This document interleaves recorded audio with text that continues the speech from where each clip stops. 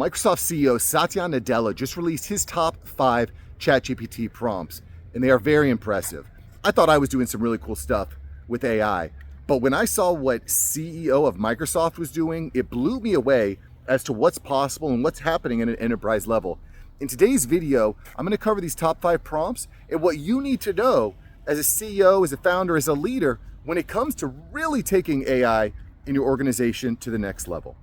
If that's interesting to you, I'm doing this 6 days a week, Monday through Saturday. On Sundays we rest. Now's the time to hit subscribe and like so you can stay up to date with what AI is doing for founders and leaders. So let's go to prompt number 1. He says, based on my prior interactions with #person, give me 5 things likely top of mind for our next meeting.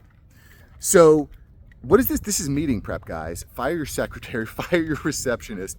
You could just use AI to do everything, right? Well, maybe not yet. Because what Satya is doing here is he's leveraging Microsoft Copilot and its fully integrated systems to do this mass research and prep for him. So how does this work? And why does this work? By the way, you can't just log into ChatGPT 5 and do this. You need to have the infrastructure set up. Okay, so how does this work? Well, Copilot is fully embedded into everyday Microsoft 365 applications like Word, Excel, PowerPoint, Outlook, Teams. And what it does is it accesses all the enterprise content from Microsoft Graph, like emails, calendars, chats, documents, meetings, contacts. And it delivers all this contextual, real-time AI assistance that's grounded within his organization's data. Guys, your outputs are only as good as your inputs. And so what Satya is basically saying is that when you're within the Microsoft Copilot ecosystem, now powered by ChatGPT 5, they just partnered with ChatGPT a few weeks ago. Well, now that we're integrating all of it together, you can use AI as a really powerful, very knowledgeable assistant on all of your first-party data. And honestly, it feels a bit like cheating. It feels a bit like cheating because just imagine that at your fingertips, you could ask a question to know what should I be prepared for based on what Linda has been doing for the past month? What are questions? What are problems? What are topics that are likely to arise? The amount of prep that you're going to have here is far superior than if you had an assistant prepping you for a meeting or based on the notes that you have in one of your documents. Things are going to come up and you're going to feel, you're going to feel, when you're doing this, you're going to feel like a fortune teller. People are going to hop on a call. They're going to be like, this dude is a wizard. He already knew what I was going to say before I even said it. He came prepared. He had receipts. He had the data. Now, one of the concerns that I have here is there's definitely a potential to impact your high-level cognitive function and memory. I recorded a video about this a couple weeks ago. I'll put a link to it here. But MIT recently released a study that showed that, well, AI is basically making us retarded. It's making us so dumb. We can't memorize things. We can't. We have lost our ability to think critically. And by the way, this is going to be a particularly pronounced problem for Gen Z. So in Generation Alpha, the older you are, the more your brain is developed, and you're probably going to have a better time kind of adjusting. Feel free to disagree with me in the comments, by the way. If you're one of the younger people that watch the channel and are like, Mark, you're wrong, I got this. I just think it's important to recognize that as AI becomes more ubiquitous and takes on a higher level of our cognitive load, freeing up our mind to do other stuff, granted, your mind's gonna be free to think about other more emotional, human-centric type of issues. Sure, but don't get lazy. You know what I'm saying? One of the things that can happen when you're working out a lot is like, I'm fit, I'm thin, I'm feeling rough, I'm never gonna go back to the old me. Well, what happens? If you stop exercising, you lose it. If you don't move it, you lose it. So I think this is something that we need to be considering as men and as leaders as we are leveraging more AI. Regardless, I think this is a really cool example from our Microsoft CEO on how he's leveraging ChatGPT to prepare for meetings. And that simple prompt is a big deal. Let's move on to his second prompt here. He says, draft a project update based on emails, chats, and all meetings in #series. KPIs versus targets, wins, losses, risks, competitive moves, plus likely tough questions and answers. And I think this is fantastic. When I'm meeting with the leadership team at the organizations that I do marketing and sales consulting with, there's inevitably there's going to be projects that we're working on, and I want to go in prepared. I want to be ready to rock. I want to go in there and be the stud that I know I am. I want to be that fortune teller where people are like, wow, Mark already knew the problem before I even thought about it. That's who I want to be. And by leveraging AI to review all the first party data within your business ecosystem, you're going to be able to connect dots and find correlations and causations that other people will have missed. Okay? And again, I mentioned this before, but your outputs are only going to be as good as your inputs. And what's happening here that I think is interesting is that Microsoft is putting together an incredibly powerful moat, a very incredibly powerful moat. And I covered what a moat is a couple days ago on why ChatGPT is the next big growth factor. I'll put a link to it here because AI systems understand that they're all pretty comparable here. Grok, Copilot, ChatGPT, Gemini, they're all going to be pretty comparable. However, where they start to become more powerful is when they develop a moat. And the moat is going to revolve around how good the inputs can be, how contextual the inputs can be. And with something like Microsoft, the question that we've been trying to answer for years now is, why would I use Outlook versus Gmail? Why would I use Teams versus Zoom? Why would I be using these other softwares when there's other softwares that maybe in a vacuum work better? Well, here's the answer, boys. And I mean, honestly, Microsoft to the moon. Once I start looking at this, Microsoft to the moon. Because what we're seeing, not financial advice, by the way, just kind of looking at everything that's happening here. But what's happening here is all of a sudden your organization is going to say, well, I want all of my tech stack to work together and everything to feed into this AI beast so that I can use powerful prompts like drafting a project update based on emails, chats, and all meetings. Very, very important. Let's move on to prompt number 3. Prompt number 3 from Microsoft CEO Satya Nadella. Are we on track for #product launch in November? Check engineering progress, pilot program, results, risks. Give me a probability, because we all know that speed kills. You need to be on target. And what's interesting here is that what it's doing here, and this kind of expands on a prior point about this ecosystem, is it's implementing internal systems to get all this first party data. And here's what's important, guys. Implementing proper SOPs, implementing proper internal systems is going to be really important to actually making a prompt like this work. Within your team, if you just have your team doing all these, clicking buttons and just being productive, just do the work, it's not going to work. Your first party data is all going to be fuddled and messed up. There's going to need to be internal systems and procedures. You need to define your KPIs with your team. You're going to be clear with them on how you're going to measure it. You're going to be clear on how you're going to report it. I mean, I'm going through this with one of the companies that I'm doing growth consulting for now. We're looking at, hey, what are your SDRs actually doing? And I said, well, let's look at the reporting. How many deals are they scheduling? How many calls are they getting on? And what we found is that the various members of this sales organization were all kind of had their own little systems and processes for how they did things. They're being productive, they're doing things, but there's no way to track. So just over the past weekend, I sent a message to one of the SDRs and I say, just so you know, these are the reports we're looking at. These are the KPIs we're looking at. This is how we're going to be tracking it. I just want you to know so you're clear and we can all be on the same page. And what that does by saying this is the end result that we're looking for, this is what leadership is looking at, well, it forces the team to make sure that they're clicking the right buttons and they're setting the right drop downs, etc.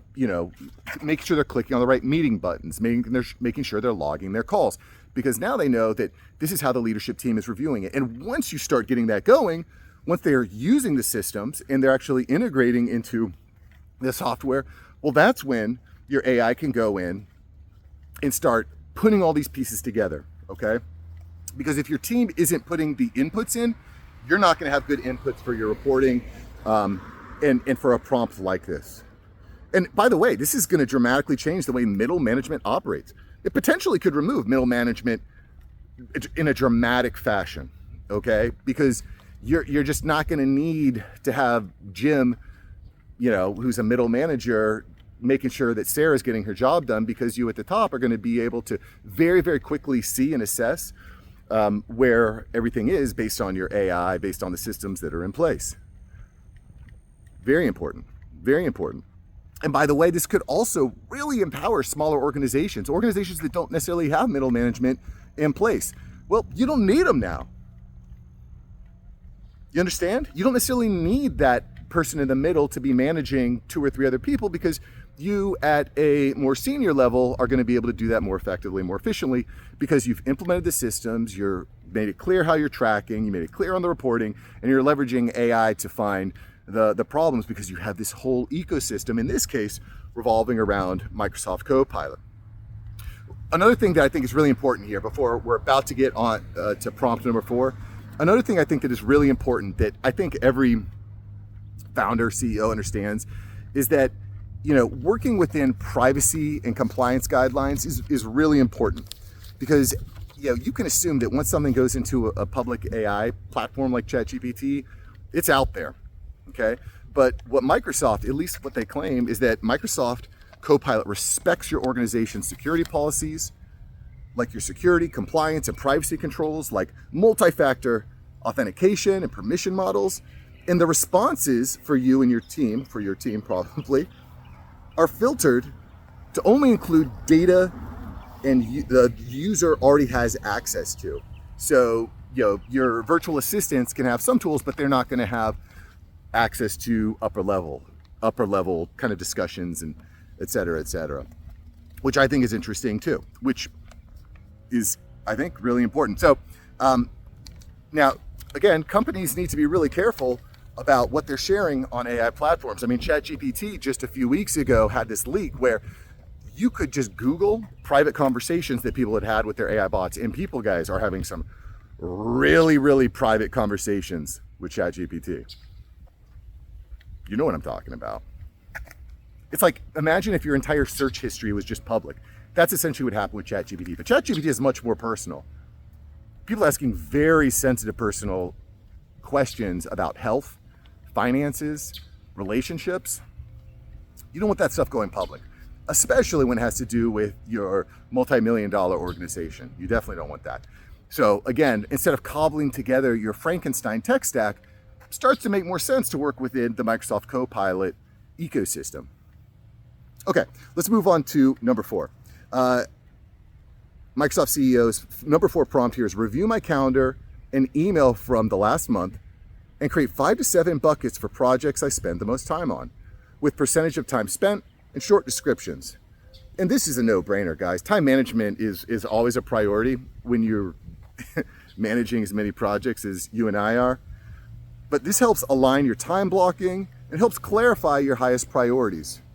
Now, one of the things I've become a bigger fan of recently is time blocking. Instead of just having a to-do list, I have a block of, like, for 2 hours during this time to this time, this is what I'm gonna be working on.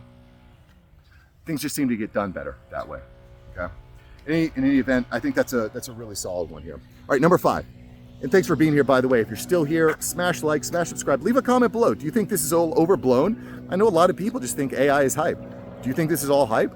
Could you see how this could be powerful once you implement something like Microsoft Copilot throughout all of your organization? Can you see how these prompts could be really powerful throughout your organization? Do you still think that AI just means always an Indian, quote unquote? I don't know, guys. This is next level stuff right here. Okay, number 5. Review #select email, and then prep me for the next meeting in #series based on past manager and team discussions. So what are they effectively doing? This is meeting prep. And if you've ever been in a meeting or a team discussion and you want to be ready, you want to be able to forecast questions, you want to know the answers, you want to have the data, the tables, the reports close at hand. Nothing feels worse than sitting in a leadership team meeting and someone asks us a question and you're shuffling papers around, you're shuffling all of your screens, like, oh, what is the answer? Where's the report? I can't remember. That doesn't look good, and you feel stupid. So you don't want that. Well, what if you could use AI to properly prep and predict all these different questions? Seems pretty valuable. At the end of the day, guys, this is what we got. Microsoft Copilot is creating an incredibly powerful moat for Microsoft. Okay? Incredibly powerful moat. You're going to be highly incentivized to just get the entire Microsoft 365 suite, implement it amongst your organization. They have the infrastructure. They're already respected. They've got the money. They've got the funding. They're spending billions, tens of billions of dollars on data centers. And this to me seems like a no-brainer for like hugely explosive growth, even more so than other companies. Google, Tesla, Meta, they all have unique advantages, but Microsoft is very well. I mean, I don't like Microsoft Teams, but if you told me that it was watching all my calls and integrating it into this Microsoft Copilot / ChatGPT ecosystem, I could get on board. I could very well get on board. The question that I'm asking here is, well, a lot of the clients that I work for, they're not using the entire Microsoft 365.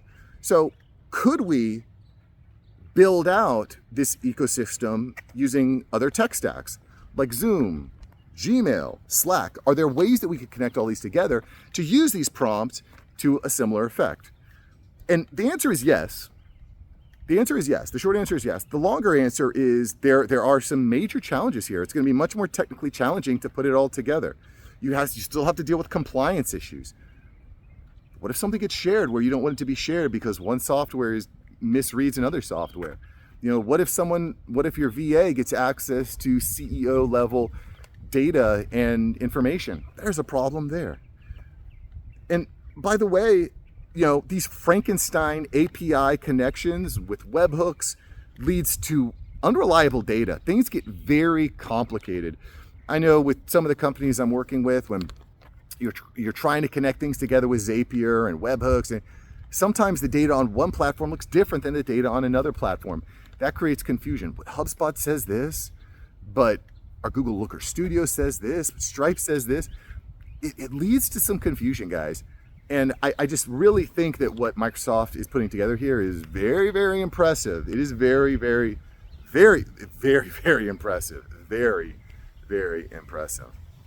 Well, I hope you liked today's video, guys. And if you did like this, I think you're going to be really interested in yesterday's video. I'll put a link to it right here. Click it, watch it. What you need to know as a founder, guys, is that 51% of workers are completely overwhelmed with AI. And this is thanks to a new study from LinkedIn. They're completely overwhelmed. They don't want to do it. In some cases, they're actively sabotaging your efforts to implement AI. So watch yesterday's video. You're going to really like it. And I'll see you there. All right, boys. See you. Peace.